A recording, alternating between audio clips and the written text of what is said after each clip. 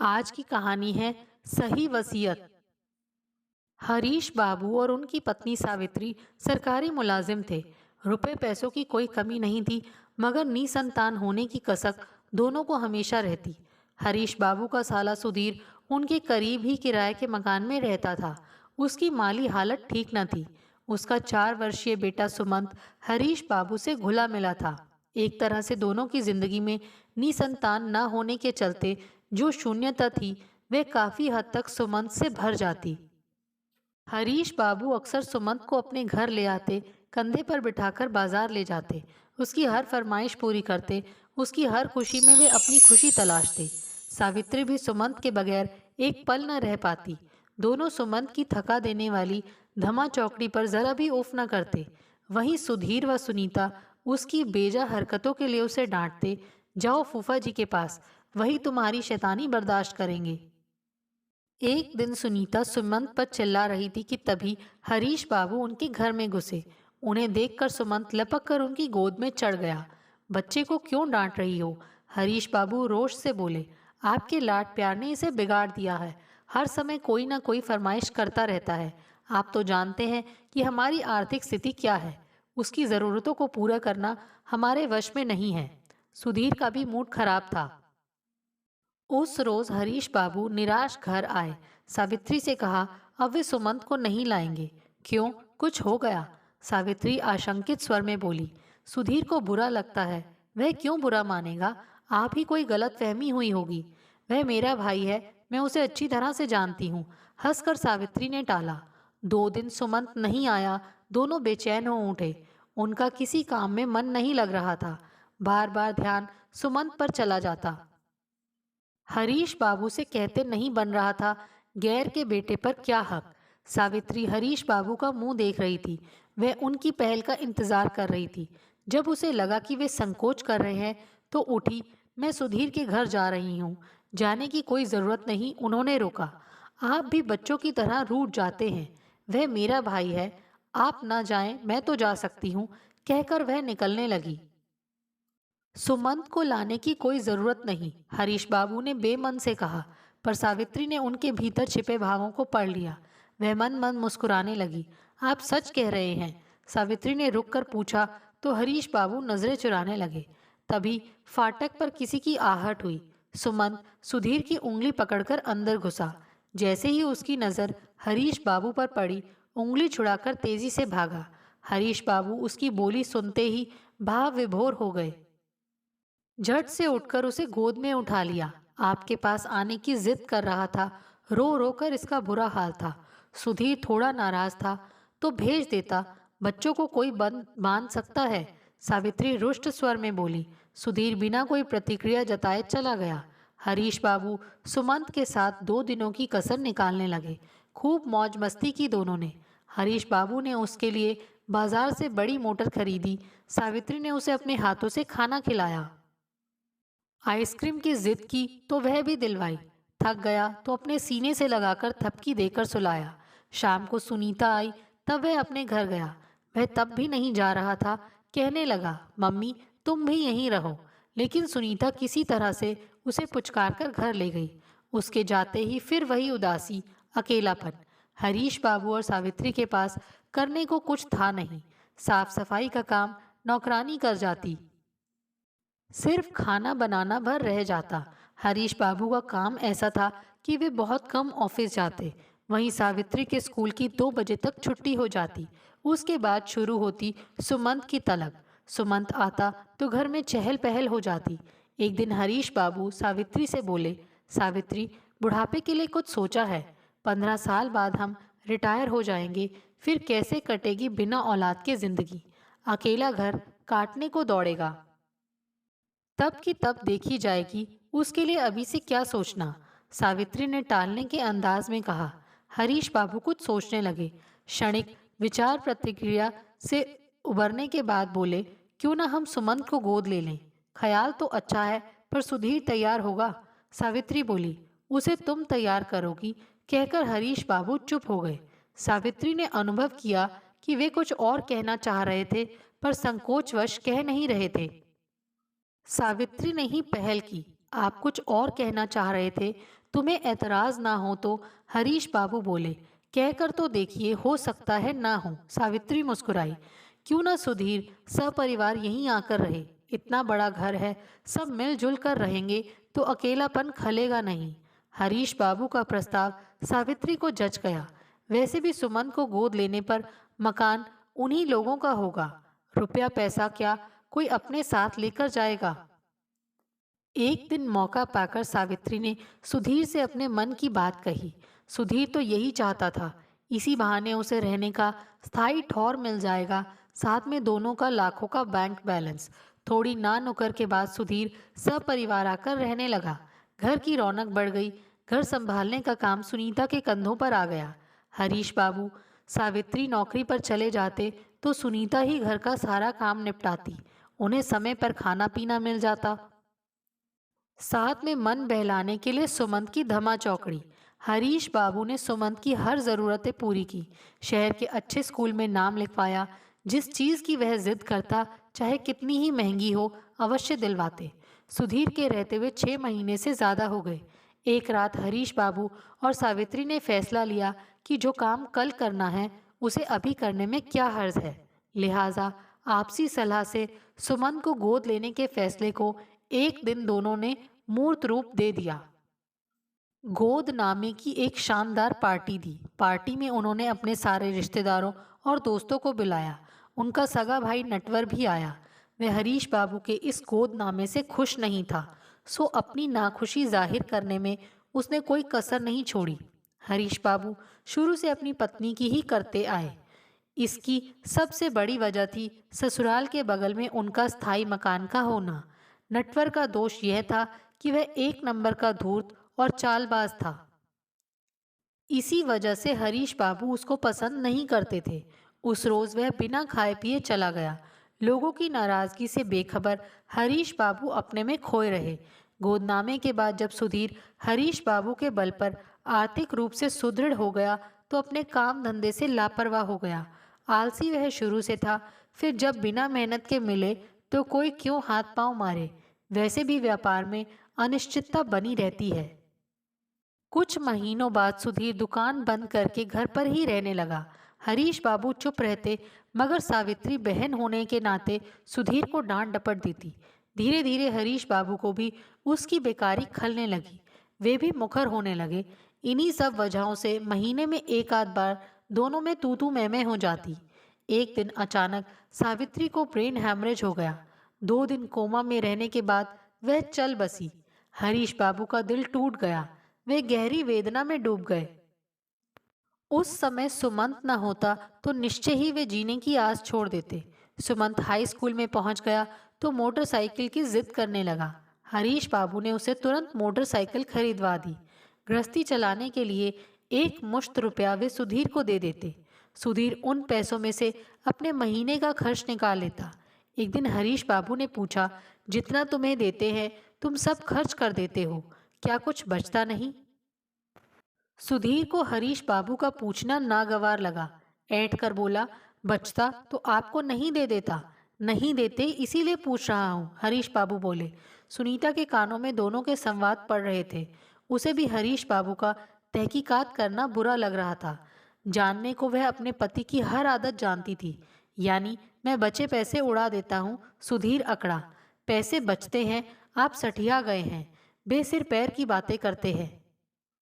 सुनीता से अनाप शनाप खाने पीने की फरमाइश करते हैं, ना देने पर मुंह फुला लेते हैं और मुझे चोर समझते हैं। मैं तुम्हें चोर समझ रहा हूँ? हरीश बाबू भड़के। और नहीं तो क्या, आपके साथ जब से रह रहा हूँ सिवा जलालत के कुछ नहीं मिला।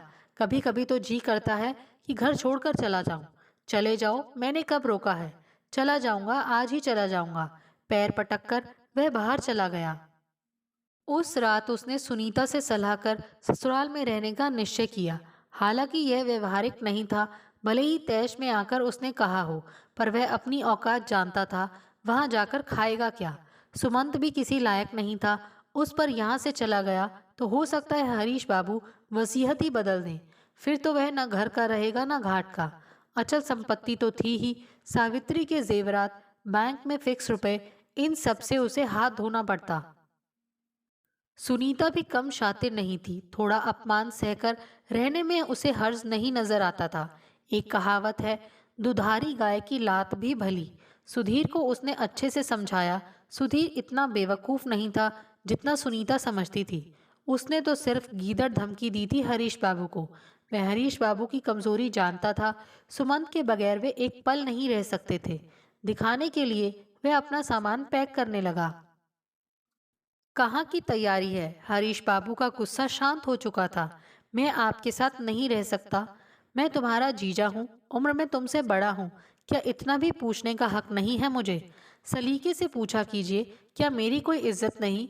मेरा बेटा बड़ा हो रहा है, क्या सोचेगा वह मेरे बारे में? सुधीर के कथन में सच्चाई थी, इसीलिए वे भी मान मनोबल पर आ गए। हरीश बाबू के समझाने बुझाने पर वह मान गया। समय सरकता रहा। एक दिन सुमंत इंजीनियर बन गया। जब उसका कैंपस चयन हुआ तो सभी खुश थे। हरीश बाबू ने इस अवसर पर सभी का मुंह मीठा कराया। खुशी के साथ उन्हें यह जानकर तकलीफ भी थी कि सुमंत अब बेंगलुरु में रहेगा। पहली बार वह अकेला गया। हरीश बाबू बूढ़े हो चले थे। उनकी देखभाल सुनीता और सुधीर के लिए समस्या थी। समय पर दवा और भोजन न मिलता तो वे चिढ़ जाते।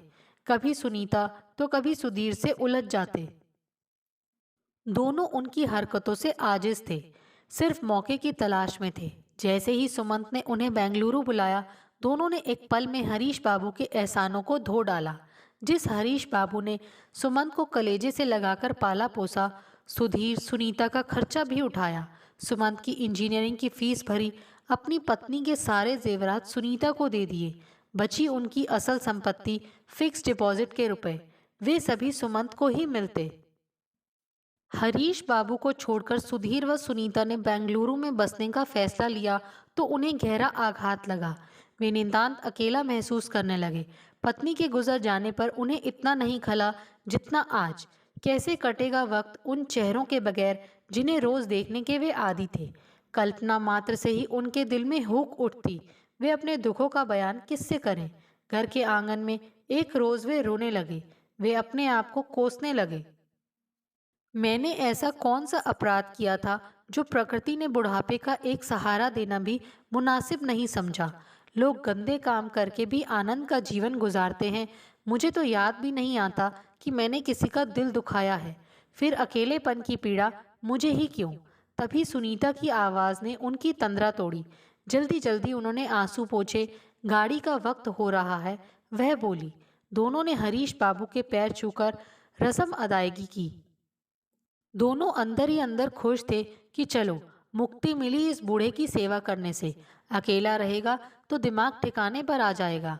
बेंगलुरु आने का न्योता सुधीर ने सिर्फ औपचारिकता वश दिया, पर उन्होंने इनकार कर दिया। इस बुढ़ापे में परदेश में बसने की क्या तुक? यहाँ तो लोग मुझे जानते हैं, वहाँ कौन पहचानेगा? हरीश बाबू के कथन पर दोनों की जान छुटी। अब यह कहने को तो नहीं रह जाएगा कि हमने साथ रहने को नहीं कहा। सुधीर और सुनीता अच्छी तरह जानते थे कि हरीश बाबू गोदनामा बदलेंगे नहीं। इस उम्र में दूसरा कदम उठाने से हर आदमी डरता है। वैसे भी हरीश बाबू को अपने मकान का कोई मोह नहीं था। उम्र के इस पड़ाव पर वे सिर्फ यही चाहते थे कि कोई उन्हें समय पर खाना व बीमारी में दवा का प्रबंध कर दे। सुधीर के संस्कारों का ही असर था कि सुमंत भी सुधीर और अपनी माँ की तरह सोचने लगा। सिर्फ कहने के लिए वह हरीश बाबू का दत्तक पुत्र था। जब तक अबोध था तभी तक उसके दिल में हरीश बाबू के प्रति लगाव था। जैसे ही उसमें दुनियादारी की समझ आई, अपने माँ बाप का होकर रह गया। सुमंत के चले जाने के बाद हरीश बाबू को अपने फैसले पर पछतावा होने लगा। वे सोचने लगे, इससे अच्छा होता कि वे किसी को गोद ही ना लेते। मरने के बाद संपत्ति जो चाहे लेता, क्या फर्क पड़ता? गोद लेकर एक तरह से भी सभी से बैर ले लिया। एक सुबह हरीश बाबू टहल कर आए। आते ही उन्होंने चाय की तलब हुई। दिक्कत इस बात की थी कि कौन बनाए। नौकरानी 3 दिनों से छुट्टी पर थी। वे चाय बनाने जा ही रहे थे कि फाटक पर किसी की दस्तक हुई। चलकर आए, देखा सामने नटवर सपत्नी खड़ा था। दोनों ने हरीश बाबू के चरण स्पर्श किए। बैठो, मैं तुम लोगों के लिए चाय लेकर आता हूँ। वे किचन की तरफ जाने लगे। आप क्यों चाय बनाओगे? सुधीर नहीं है क्या? नटवर बोला। वह सपरिवार बेंगलुरु में बस गया। आपको खाना बनाकर कौन देता होगा? नौकरानी है, वही सुबह शाम खाना बनाती है। नटवर को अपने रिश्ते की अहमियत दिखाने का अच्छा मौका मिला। तुरंत अपनी पत्नी को चाय नाश्ता बनाने का आदेश दिया। हरीश बाबू मना करते रहे, मगर नटवर ने रिश्ते की दुहाई देकर उन्हें कुछ नहीं करने दिया। इसी बीच उनके कान भरता रहा, सुमंत को गोद लेने से क्या फायदा, जब बुढ़ापे में अपने ही हाथ से खाना बनाना है। नटवर बोला, ऐसी बात नहीं है, वह मुझे भी ले जाना चाहता था। हरीश बाबू ने सफाई दी, सिर्फ कहने को। वह जानता है कि आप अपना घर शहर छोड़कर जाने वाले नहीं। सुमंत तक तो ठीक था, सुधीर क्यों चला गया? सुमंत को खाने पीने की तकलीफ थी, शादी कर देते और खुद आपके पास रहते। नटवर को लगा कि तीर निशाने पर लगा है, तो आगे बोला, आपकी करोड़ों की अचल संपत्ति का मालिक सुधीर का बेटा ही तो है। क्या उसका लाभ सुधीर को नहीं मिलेगा? ऐसे में क्या सुधीर और सुनीता का फर्ज नहीं बनता कि मृत्यु पर्यंत आपकी सेवा करें? नटवर की बात ठीक थी। कल तक जिस नटवर से उन्हें चिढ़ थी, आज अचानक उसकी कही बातें उन्हें तर्क संगत लगने लगी। उस रोज नटवर दिन भर वहीं रहा। नटवर ने भरसक सुमंत के खिलाफ हरीश बाबू को भड़काया। हरीश बाबू सुनते रहे। उनके दिल में सुमंत को लेकर कोई मलाल नहीं था, तो भी क्या सुधीर का कोई फर्ज नहीं बनता? इसी बीच नटवर की पत्नी ने घर की साफ सफाई की, हरीश बाबू के गंदे कपड़े धोए। घर में जिन चीजों की कमी थी, उन्हें नटवर ने अपने रुपयों से खरीदकर घर में रख दिया। रोजाना के लिए कुछ नाश्ते का सामान बनाकर रख दिया, ताकि सुबह सुबह उन्हें खाली पेट देर तक ना रहना पड़े। जाते जाते रात का खाना भी बना दिया। एक तरह से नटवर और उसकी पत्नी ने हरीश बाबू को खून का लगाव दिखाने में अपनी तरफ से कोई कसर नहीं छोड़ी। जाते जाते नटवर ने अक्सर आने का हरीश बाबू को आश्वासन दिया। हरीश बाबू लेटे लेटे सोचने लगे, अच्छा होता अगर वे अनाथालय से कोई बच्चा गोद ले लेते। कम से कम एक बच्चे का तो जीवन सुधर जाता। करीबी संबंधी को गोद लेकर उन्हें क्या मिला? सुमंत तब तक उनका दुलारा रहा जब तक उसे उनकी जरूरत थी। जैसे ही अपने पैरों पर खड़ा हुआ, अपने माँ बाप का हो गया।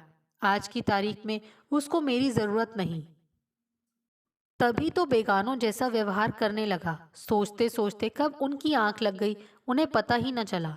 अगली सुबह एक ठोस नतीजे के साथ फोन करके उन्होंने अपने वकील को बुलाया। क्या गोदनामा बदल सकता है? एकाएक उनके फैसले से वकील को भी आश्चर्य हुआ। यह तो नहीं हो सकता, पर आप ऐसा चाहते क्यों हैं? वकील ने प्रश्न किया। हरीश बाबू ने सारा वाकया बयां कर दिया। आप ही बताइए, सुमंत को मैंने अपना बेटा माना, बदले में उसने मुझे क्या समझा? वह अच्छी तरह जानता है कि मैंने उसके लिए क्या कुछ नहीं किया। तिस पर उसने मेरी उपेक्षा की। क्यों? या तो उसे मेरी अब ज़रूरत नहीं है, या फिर वह यह सोचकर बैठा है कि भावनात्मक रूप से जुड़े होने के नाते मैं उसके खिलाफ कोई एक्शन नहीं लूँगा। कुछ सोचकर वकील बोला, आप चाहेंगे तो वसीयत बदल सकते हैं और सुमंत को कुछ भी ना दें। आप वसीयत बदल दीजिए ताकि उसे सबक मिले। इस तरह मुझे भी अपनी गलती सुधारने का मौका मिलेगा। वकील ने वही किया जो हरीश बाबू चाहते थे, यानी वसीयत बदलवा दी। यह खबर किसी को कानों कान न लगी। नटवर जब भी आता, यही रट लगाता कि आप गोदनामा बदल दें। मैं आपका सगा भाई हूँ, जब तक जीवित रहूँगा आपकी सेवा करता रहूँगा। आपकी संपत्ति गैर को मिले, यह बड़े शर्म की बात होगी। हरीश बाबू उसका मन टटोलने की नीयत से बोले, क्या तुम लालच में मेरी सेवा करोगे? नहीं भैया, ऐसी बात नहीं है। नटवर सकपकाया। मैं सिर्फ आपको राय दे रहा हूँ। खुद गर्ज को देने से क्या फायदा? सुधीर को देकर आपने देख लिया। तुम मुझे खून के रिश्ते का वास्ता दे रहे हो। मान लिया जाए कि मैं तुम्हें फूटी कौड़ी भी ना दूं, तो भी क्या तुम मेरी ऐसी ही देखभाल करते रहोगे? नटवर ने बेमन से हामी भर तो दी, मगर हरीश बाबू उसे अच्छी तरह से जानते थे कि उसके मन में क्या है। एक रोज हरीश बाबू अकेले पेंशन लेकर लौट रहे थे। रिक्शा से गिर पड़े, टांग की हड्डी टूट गई। किसी तरह कुछ हमदर्द लोगों की मदद से अस्पताल ले जाए गए, जहां उनके प्लास्टर लगा। 1 महीने से ज्यादा तक वे किसी काम के नहीं रहे। सुधीर को खबर दी तो भी वह नहीं आया। सुमंत को दिक्कत होगी, बहाना बना दिया। सुमन तो कहीं भी खा पी सकता था, पर वे कैसे रहेंगे वह भी इस हालत में, उसने यह नहीं सोचा। नौकरानी ही उन्हें डंडे के सहारे उठाती बैठाती, उनकी देखभाल करती व खाना बनाकर रख देती। बुढ़ापे का शरीर एक बार झटका तो उबर न सका। एक सुबह खुदगर्ज दुनिया में उन्होंने अंतिम सांस ली। उस समय उनके पास कोई नहीं था। मौत की खबर लगी तो नटवर भी भागे भागे आया। उस समय सगे में वही था। हरीश बाबू का एक और साला किशन भी आ चुका था। नटवर भाई का क्रियाक्रम करने का इंतजार करने लगा। उसे ऐसा करते देख किशन बोला, आपको परेशान होने की कोई ज़रूरत नहीं। उनका दत्तक पुत्र सुमंत बेंगलुरु से चल चुका है। बेटा? कैसा बेटा? उनकी कोई औलाद नहीं थी। नटवर बोला, आप अच्छी तरह जानते हैं कि उन्होंने सुमंत को गोद लिया था। कानूनन वही उनका बेटा है। किशन को क्रोध आया। मैं किसी सुमंत को नहीं जानता। मैं उनका क्रियाक्रम करूंगा क्योंकि वे मेरे सगे भाई थे। उन पर हमारा हक है। इससे हमें कोई नहीं रोक सकता। नटवर हरीश बाबू के शरीर पर से कपड़ा हटाने लगा। रुक जाइए, किशन बिगड़ा। अपनी हद में रहिए वरना मुझे पुलिस बुलानी पड़ेगी। पुलिस? वह क्या करेगी? हमने इनकी हत्या तो नहीं की जो लाश चोरी से जलाने जा रहे हैं। भाई का क्रियाक्रम भाई नहीं करेगा तो कौन करेगा? नटवर ने भी उसी अंदाज में जवाब दिया। जब नटवर नहीं माना तो किशन ने थाने में जाकर शिकायत की। पुलिस मामले की तहकीकात में जुट गई। उनका कोई बेटा नहीं था। नटवर बोला, क्या यह सच है? थानेदार ने किशन से पूछा। हाँ, पर उन्होंने अपने साले के बेटे सुमंत को बाकायदा गोद लिया था। गोदनामा न्यायालय में रजिस्टर्ड है। क्या आप मुझे वे कागजात दिखा सकते हैं? क्यों नहीं, परंतु आपको एक दो दिन इंतजार करना होगा। कागज उन्हीं के पास हैं। थानेदार को किशन की बात में सच्चाई नजर आई। लाश का क्रियाक्रम उनके आने तक रुक गया। प्लेन से आने में सुधीर, सुनीता व सुमंत को ज्यादा समय नहीं लगा। नटवर तो जानता ही था कि हरीश बाबू ने सुमंत को गोद लिया था, मगर जिस तरह से उसने जल्दबाजी की वह सबकी समझ से परे था। अंतिम संस्कार करने के बाद जब सब लौटे तो सुनीता हरीश बाबू के फोटो के सामने टेसुए बहाती हुई बोली, कितना तो कहा बेंगलुरु चलिए पर नहीं गए। कहने लगे इस शहर से न जाने कितनी यादें जुड़ी हैं। बेगाने शहर में एक पल जी नहीं सकूंगा। 13वीं के बाद सुधीर वकील के पास गया।